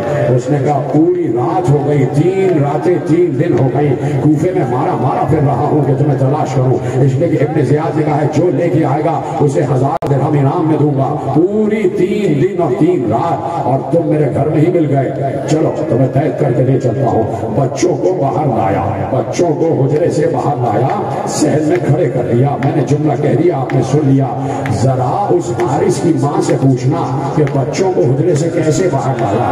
ماں نے بتایا دونوں کو بالوں سے پکڑ کے گھسیٹتا ہوا باہر لایا۔ بچوں کے قدم زمین پر خط دے رہے تھے، بچوں کو بیچ صحن میں ایک ستون سے رسیوں سے باندھ دیا۔ صبح ہونے کا انتظار کر رہا تھا لیکن صبح ایسے نہیں ہوئی، کبھی محمد کے تماچا مارتا تھا، کبھی ابراہیم کے تماشا مارتا تھا۔ ہر تماچے پر بچے یاد کرتے تھے ہائے بابا، ہائے اماں، ہاں گریا کرو گریا کرو۔ صبح ہوئی تو بچوں کو لے کر چلا، کہا تمہیں قتل کروں گا۔ ماں نے کہا قتل کیوں کرے گا؟ ارے آل محمد کے گھرانے کے بچے ہیں۔ ماں قدموں پہ گر گئے۔ ایک بار اس نے تلوار اٹھائی، ماں کا ہاتھ کٹ کے گرا، بچوں کو لے کے آگے بڑھا، ساتھ میں اس کا حبشی غلام بھی تھا۔ جیسے ہی دریا کے کنارے لایا، حبشی غلام سے کہا لے تلوار، دونوں بچوں کی گردنیں اڑا دے۔ حبشی غلام تلوار لے کے آگے بڑھا، محمد ابراہیم کے قریب آیا۔ محمد ابراہیم نے حبشی غلام کو دیکھ کر کہا لگتا ہے کہ تو بلال حبشی کی نسل سے ہے۔ तू बिलाल हबशी की नस्ल से। एकदम चौंक के कहता तुम कौन हो? कहा बिलाल हबशी के जो आका थे ना रसूल अल्लाह, हम उनकी नस्ल में, हम उनके बच्चे हैं। कहा कौन हो? हम मुस्लिम के बच्चे हैं, मोहम्मद इब्राहिम। कहा मैं भी चाहने वाला हूँ तुम्हारे घरों का। मुझे इस मलऊन ने बताया ही नहीं। एक बार जैसे ही पलटा हारिस ने तलवार उठाई और उस गुलाम की गर्दन काट दी। वही उसका लाशा तड़प रहा था। एक एक शख्स कहता रहा, माँ कहती रही, बीवी कहती रही, गुलाम कहता रहा, किसी की ना मानी। एक बार दरिया के किनारे ले आया, दरिया के किनारे लाया। कहा अब मैं ही रह गया हूँ, मैं ही तुम्हारी गर्दनें काटूंगा, मैं ही तुम्हारी गर्दनें काटूंगा। बच्चों ने कहा सुन तू हमें जिंदा ले जा इब्न जियाद के पास, जिंदा ले जा और तुझे इनाम देगा। कहा नहीं, ये नहीं करूंगा, तुम्हारी गर्दनें काट के ले जाऊंगा। कहीं ऐसा ना हो कि तुम्हें जिंदा लेकर जाऊं और रास्ते में कोई तुम्हें मुझसे छीन ले और वो इनाम ले जाए। कहा अच्छा ये कर ले कि हमारी जुल्फें काट दे और हमें गुलामों की तरह बेच ले, हमें बेच दे गुलामों की तरह, उससे ज्यादा तुझे कीमत मिल जाएगी। कहा ये भी नहीं करना है। कहा अच्छा ये तो कर कि इब्न जियाद ने तुझे 1000 दिरहम देने का वादा किया है, हमें हमारे घर पहुंचा दे, हम तुझे 10 गुना ज्यादा इनाम दिलवाएंगे। बच्चे हुज्जत कायम कर रहे थे कि इसके अंदर शैतान ने हुलूल किया हुआ है। कहा कि नहीं, मुझे सिर्फ इनाम चाहिए, सिर्फ इनाम चाहिए, तुम्हारी गर्दनें काटूंगा। कहा अच्छा कुछ नहीं कर सकता तो ये तो कर सकता है, 2 रकात नमाज पढ़ने की इजाजत दे, पढ़ लो नमाज अगर तुम्हारे कोई काम आती है। दोनों ने नमाज पढ़ी। 8 और 9 बरस के बच्चे, ये है आले मोहम्मद का घराना। इसलिए बैठकर 1400 बरस से जिक्र कर रहे हैं कि नमाज बचाने वाला यही घराना है। यहाँ के तो बच्चे भी मुहाफिज नमाज है। 8 और 9 बरस के बच्चे बैठ गए, नमाज पढ़ी। 2 रकात नमाज जैसे ही कामिल हुई, एक बार आगे बढ़ा, मोहम्मद की गर्दन को पकड़ा। इब्राहिम ने कहा मेरे सामने मेरे भाई को कत्ल न कर, पहले मेरी गर्दन काट ले। क्या सुन रहे जो पहले मेरी गर्दन काट ले। कहा कि मुझे फर्क नहीं पड़ता, चाहे छोटे की गर्दन काटूं चाहे बड़े की गर्दन काटूं। मोहम्मद की गर्दन को पकड़ा, भाई के सामने भाई के गले को काटा। ये कोई मामूली जुमला नहीं कि मुसलमानों, भाई के सामने भाई के गले को काटा। मोहम्मद का गला कटा, खून की धार थी जो बच्चे के गले से बरामद हुई और जमीन पर खत देती हुई जा रही थी। सर को एक जानिब रखा, तन को उठाया, जिस्म को उठाया, फुरात की लहरों के हवाले किया। लेकिन रावी कहता है कि उस वक्त तो कलेजा फट गया कि बच्चे का लाशा फुरात की लहरों पे रुका हुआ था। इब्राहिम के करीब गया, इब्राहिम की गर्दन को काटा, गर्दन को एक तरफ रखा, दूसरे भाई की लाश को फुरात की लहरों के हवाले किया। जैसे ही दोनों भाइयों के लाशें फुरात की सतह पर आए, दोनों एक दूसरे से बगलगीर हो गए। आज रकम चाहता तो यही मसाइल खत्म कर देता, लेकिन सिर्फ एक रवायत सुन लेना तो देखो बच्चों के साथ हुआ क्या है। दोनों की गर्दनों को उठाया, बालों से पकड़कर गर्दनों को उठाया, दरबारे इब्न जियाद में आया। इसने बारियाबी चाहा, इब्न जियाद ने कहा बुलाओ। जैसे ही आया, जालिम के हाथ में 2 नन्हे से सर देखे, बेख्तियार खड़े होके कहता हो जालिम, किस माँ की गोद उजाड़ के आया? थक गए हो तो मुझे बता देना, किस माँ की गोद उजाड़ के आया? भाई ये मुस्लिम के बच्चे, इनाम दे मुझे। क्यों इनाम दूं? मैंने तो कहा था जिंदा लेकर आना। तामीर मैं ज्यादा इनाम की लालच में इनकी गर्दन काट के लाया। ये बता तूने बच्चों के साथ किया क्या है? जब ये सुनेंगे जुमला, तुम्हें कसम चादर ज़हरा की, जो जुमला कहने जा रहा हूँ कम से कम आए जरूर कह देता। इब्न जियाद ने कहा ये पहली मर्तबा दोनों बच्चे जब मेरे दरबार में आए थे, इनके चेहरे से नूर फूट रहा था, इतने हसीन चेहरे से, रोशन रुखसार से। अरे तूने इनके साथ किया क्या है? इनके रुखसार कटे हुए हैं,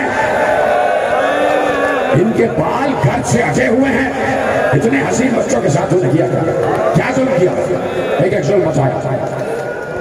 कहा कि तूने मेरी हुक्मदुली की, मैं तुझे सजा सुनता था। कहा बच्चों ने आखिर में कहा क्या था? कहा 2 रकात नमाज पढ़ने के बाद कहा था परवरदिगार तू हमारा फैसला करने वाला है, कहा तेरा फैसला होगा, बच्चों की दुआ कबूल होगी, तेरा फैसला होगा।